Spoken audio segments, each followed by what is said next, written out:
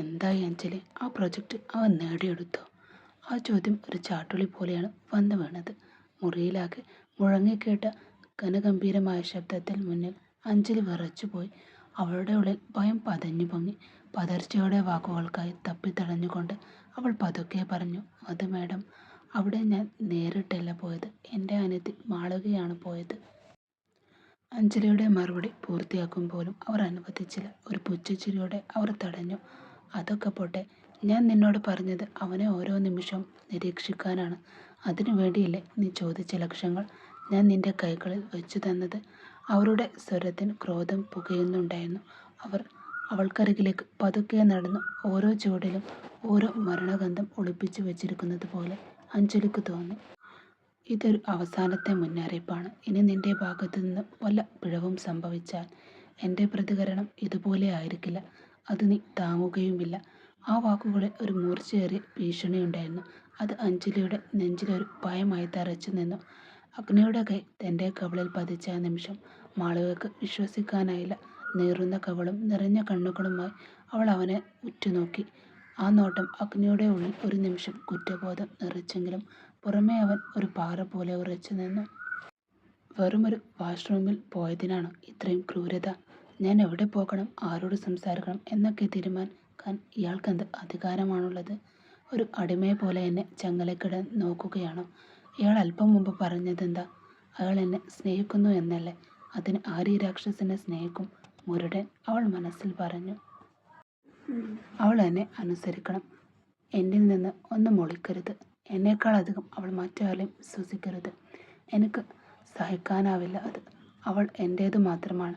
ആ ഉടമസ്ഥാവകാശം ചോദ്യം ചെയ്യാൻ ആരെയും ഞാൻ അനുവദിക്കില്ല. പക്ഷെ അവളുടെ ആ കണ്ണീർ എന്നെ തളർത്തുന്നുണ്ടോ? ഇല്ല, അവൾക്കൊരു പാഠം ആവശ്യമാണ്. അഗ്നി തൻ്റെ മനസ്സിൽ പറഞ്ഞു. ആ നിശബ്ദതയെ കീറി മുറിച്ചുകൊണ്ട് അഗ്നിയുടെ ഫോൺ ശബ്ദിച്ചത്. മാളവികയുടെ തേങ്ങലടക്കം ആ മുറിയിൽ തങ്ങി നിൽക്കെ അവൻ ഫോണെടുത്തു. യെസ് വിവേക്, പറ. അവൻ്റെ ശബ്ദത്തിൽ ഇപ്പോഴും ആ കടുപ്പം ബാക്കിയുണ്ടായിരുന്നു. Sir, congratulations. ആ പ്രോജക്റ്റ് നമുക്ക് തന്നെ കിട്ടിയിരിക്കുന്നു അല്ലേ സർ? മറുതലക്കൽ വിവേകിൻ്റെ ആവേശം നിറഞ്ഞ ശബ്ദം. താങ്ക്സ് വിവേക്. അഗ്നി ചുണ്ടിലൊരു നേർത്ത ചിരിയോടെ മാളവികയെ നോക്കി. മാളവിക എവിടെ സർ? അവളുടെ പ്രസൻറ്റേഷൻ അതിഗംഭീരമായിരുന്നു എന്ന് എല്ലാവരും പറഞ്ഞു. നിങ്ങൾ എപ്പോഴാണ് കൊച്ചിയിലേക്ക് മടങ്ങുന്നത്? ഇന്ന് രാത്രിയിലെ ഫ്ലൈറ്റിൽ ഞങ്ങളെത്തും വിവേക്. ബാക്കി കാര്യങ്ങൾ നേരിട്ട് കാണുമ്പോൾ സംസാരിക്കാം. അഗ്നി ഫോൺ കട്ട് ചെയ്തു. അഗ്നിയുടെ നോട്ടം മാളവികയിൽ തറഞ്ഞു നിന്നു. അവൻ നടന്നു നീങ്ങിയപ്പോൾ ഒരു യന്ത്രപ്രാവയെ പോലെ അവളും അവനെ അനുഗമിച്ചു. അവരുടെ ലക്ഷ്യം താമസ സ്ഥലമായ ആ ആഡംബര വില്ലയായിരുന്നു. അവർ വില്ലയിലെത്തിയപ്പോഴേക്കും ഒരു വൈറ്റർ അവർക്കുള്ള ഭക്ഷണവുമായി അങ്ങോട്ടെത്തി. അഗ്നി ഒരു അധികാരത്തോടെ അവളോട് പറഞ്ഞു, മാളവിക, വന്നിരുന്ന് ഭക്ഷണം കഴിക്ക്. അവൾ അവനെ ഒന്ന് നോക്കുക പോലും ചെയ്തില്ല. ഹൃദയത്തിൽ കനലുകൾ എരിയുന്നുണ്ടെങ്കിൽ പുറമേ അവൾ ശാന്തത നടിച്ചു. യാന്ത്രികമായി അവൾ ഭക്ഷണം കഴിച്ചു തീർന്നു. അഗ്നി അവളെ തൻ്റെ അരികിലേക്ക് ഓരോരോ ആവശ്യങ്ങൾ പറഞ്ഞ് വിളിച്ചുകൊണ്ടേയിരുന്നു. മാളവിക, ഇതൊന്ന് നോക്ക്. മാളവിക ആ ഫയലെടുത്ത്. തൻ്റെ അരികിൽ നിന്ന് അവൾ അകന്നു പോകരുത് എന്നൊരു വാശി അവനിൽ പ്രകടമായിരുന്നു. എന്നാൽ മാളവിക അവൻ്റെ കണ്ണുകളിലേക്ക് നോക്കാൻ പോലും കൂട്ടാക്കിയില്ല. അവൾ വെറും പേഴ്സണൽ അസിസ്റ്റൻ്റായ കടമകൾ നിർവഹിക്കുന്ന ലാഘവത്തോടെ അവൾ അവൻ്റെ ആവശ്യങ്ങൾ ചെയ്തു കൊടുത്തു. അവളുടെ ആ മൗനം അവന് ശ്വാസം മുട്ടിക്കുന്നുണ്ടായിരുന്നു. സ്നേഹത്തിൻ്റെയോ പരിഭവത്തിൻ്റെയോ ഒരംശം പോലും ഇല്ലാത്ത വെറുമൊരു ഔദ്യോഗിക ബന്ധം മാത്രമായി അവൾ സ്വയം മാറി നിൽക്കുകയായിരുന്നു. അഗ്നിയും മാളവികയും തമ്മിലുള്ള ആ വരിഞ്ഞു മുറുകുന്ന മൗനത്തിനിടയിലാണ് അരുണിൻ്റെ ഫോണിലേക്ക് ആ മെസ്സേജ് എത്തിയത്. ഫോൺ കയ്യിലെടുത്ത് സ്ക്രീനിലേക്ക് നോക്കിയ അരുണിൻ്റെ കടുപ്പമേറിയ മുഖം പെട്ടെന്ന് മഞ്ഞുരുക്ക് പോലെ ശാന്തമായി. അവിടെ തെളിഞ്ഞ പേര് താര എന്നായിരുന്നു. അവൻ്റെ മനസ്സ് പെട്ടെന്ന് വർഷങ്ങൾക്ക് പിന്നിലേക്ക് സഞ്ചരിച്ചു. കോളേജ് ക്യാമ്പസിലെ ആ പഴയ തർക്കങ്ങൾ. ഓരോ വാക്കിനും മറുവാക്ക് പറഞ്ഞ് തോറ്റുകൊടുക്കാൻ മനസ്സില്ലാതെ തന്നോട് പൊരുതി നിന്ന ആ കൊച്ചു ജൂനിയർ.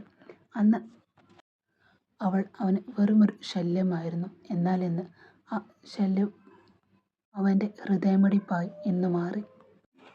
ഒരു കാലത്ത് വാക്കുകൾ കൊണ്ട് മല്ലിട്ടവൾ ഇന്നവൻ്റെ ലോകത്ത് ഏറ്റവും വലിയ ആശ്വാസമായി മാറിയിരിക്കുന്നു എന്ന സത്യം ഓർത്തപ്പോൾ അവനിലൊരു നേർത്ത ചിരി പടർന്നു. അമ്മയും അപ്പനും വിവാഹത്തിന് നിർബന്ധിച്ച് തുടങ്ങിയിരിക്കുന്നു. നീ എത്രയും പെട്ടെന്ന് വീട്ടിൽ വന്ന് പെണ്ണു കാണണം. ഇല്ലെങ്കിൽ അപ്പയുടെ ബന്ധുവായ ജോർജിനെ കൊണ്ട് എന്നെ കല്യാണം നടത്തുമെന്ന് അവൾ ഉറപ്പിച്ചു പറഞ്ഞിരിക്കുന്നു.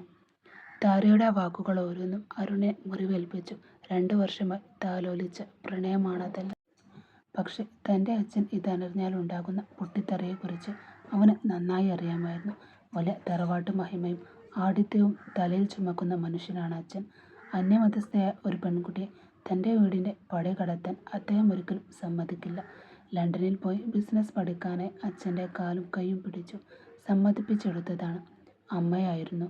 എന്നിട്ടും അച്ഛൻ്റെ ഉള്ളിലെ സംശയം ഇപ്പോഴും മാറിയിട്ടില്ല. നിനക്ക് ഈ കമ്പനി ഒറ്റയ്ക്ക് കൊണ്ടു നടക്കാൻ പ്രാപ്തനായിട്ടില്ല എന്ന അദ്ദേഹത്തിൻ്റെ സ്ഥിരം പല്ലവി അപ്പോഴും അവൻ്റെ കാതുകളിൽ മുഴങ്ങുന്നുണ്ട്. ഈ ഒരാഴ്ച കൊണ്ട് ഇനി എന്ത് സംഭവിക്കാനാണ്? അവൻ നിസ്സഹായതയോടെ തൻ്റെ റൂമിലേക്ക് നടന്നു. ഉള്ളിലെ ആദ്യം അടക്കാൻ കഴിയാതെ അവൻ ഒരു ബിയർ ക്യാൻ എടുത്ത് തുറന്നു. തണുത്ത പാനീയം തൊണ്ടയിലൂടെ ഇറങ്ങുമ്പോഴും അവൻ്റെ മനസ്സിൽ താരയുടെ മുഖവും അച്ഛൻ്റെ തറവാടിത്തവും തമ്മിലുള്ള പോരാട്ടം നടക്കുന്നുണ്ടായിരുന്നു. രക്ഷപ്പെടാൻ വഴികളില്ലാതെ ഒരു പത്മവ്യൂഹത്തിൽ അകപ്പെട്ടതുപോലെ അവന് തോന്നി തുടങ്ങി.